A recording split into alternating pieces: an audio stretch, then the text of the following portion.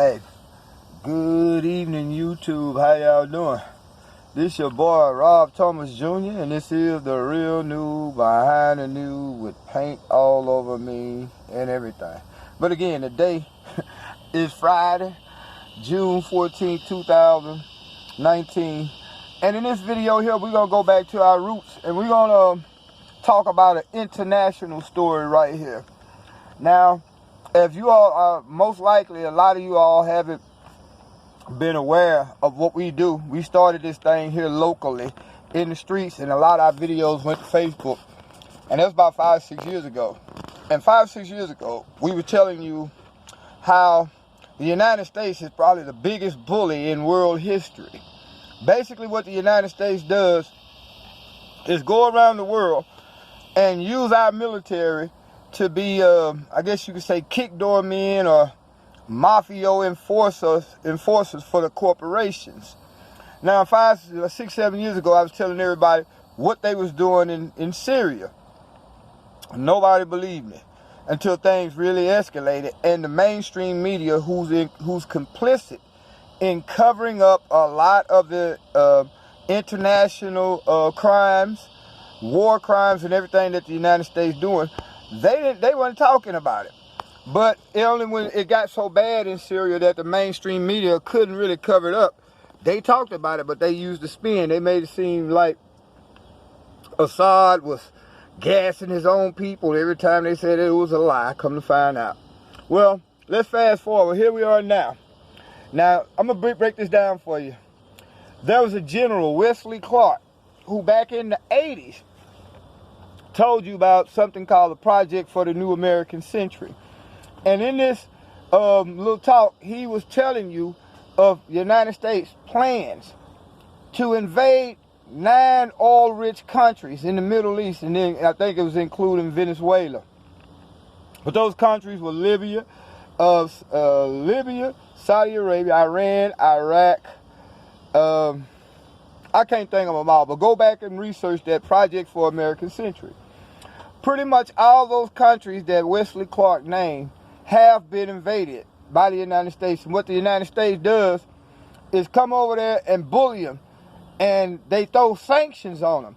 And the sanctions does not hurt the people of those countries, the politicians and the leaders, but those sanctions hurt the people.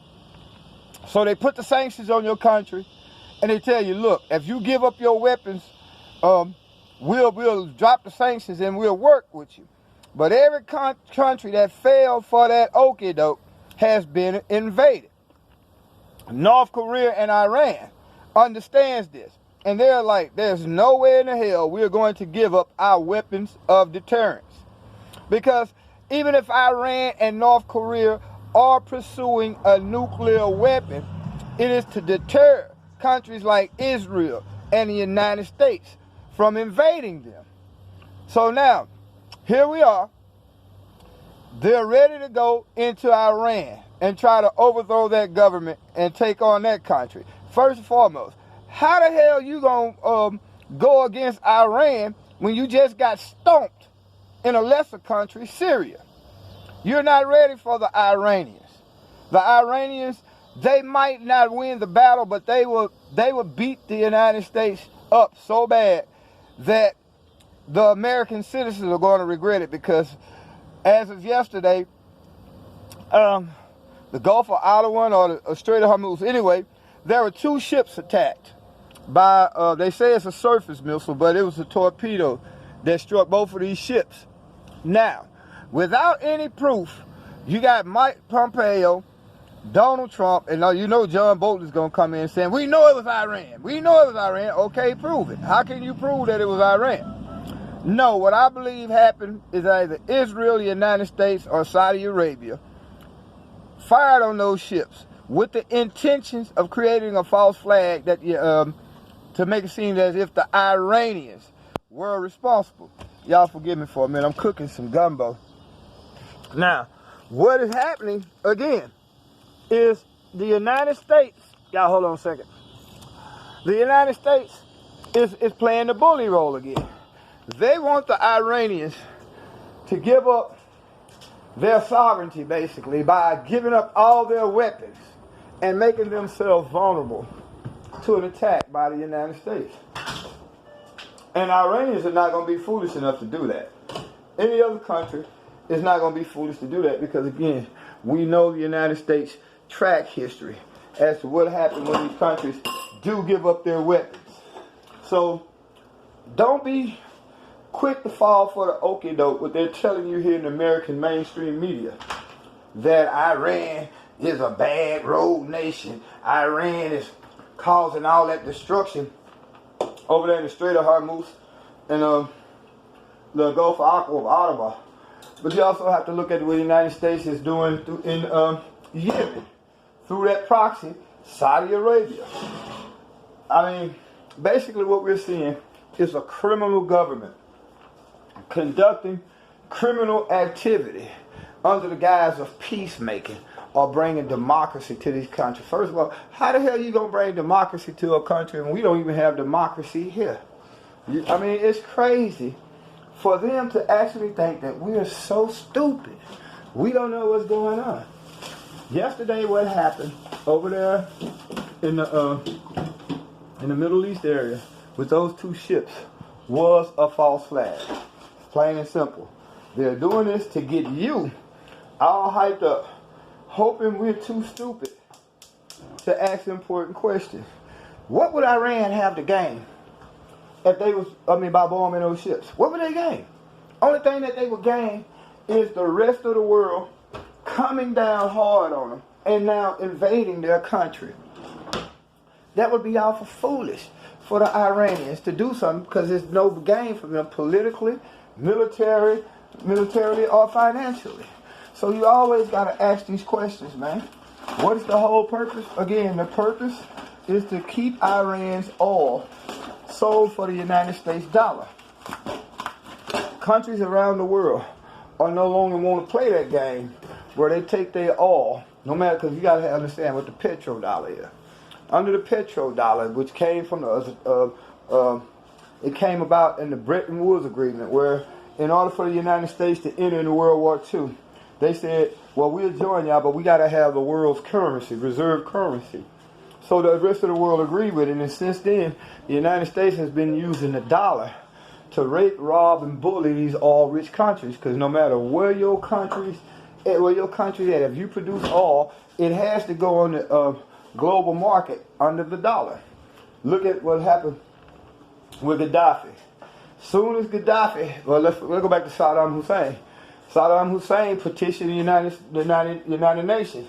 He was like, man, I'm tired of getting pimped by the U.S. I no longer want to sell my country's oil for the dollar. What happened? Saddam Hussein, who at one point was a great ally to the United States, became public enemy number one.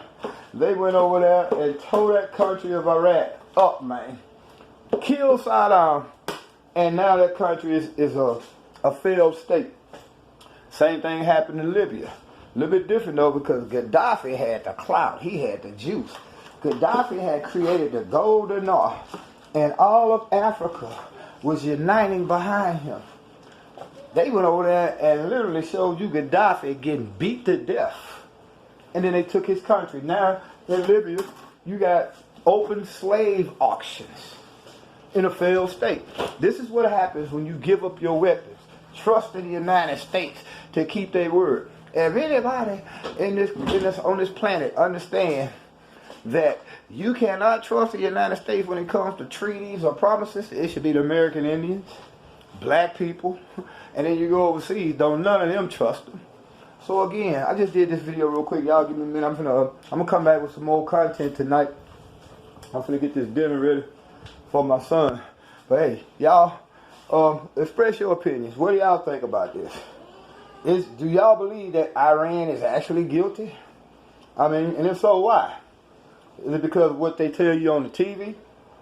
Or because you have proof that not even the United States government is willing to give us proof? They can't, because it never happened the way that they said it happened. Hey, y'all, thank y'all for subscribing, man. Hit the notification button. Share these videos, because again, I'm seeing a lot of you saying that YouTube will know. I mean, it's hard for y'all to find my page. YouTube is burying me under hundreds of thousands of channels. They trying to bury mine because of the subject matter that we talk. So keep subscribing if you find yourself unsubscribed. Most importantly, man, share the word about this page. We're not right all the time, but most of the time, because we study, we do research, and we just look at world history. We look at everything. We're not bound by a specific religion or political affiliation. We believe that the truth is what it is. So again, we thank y'all for y'all support.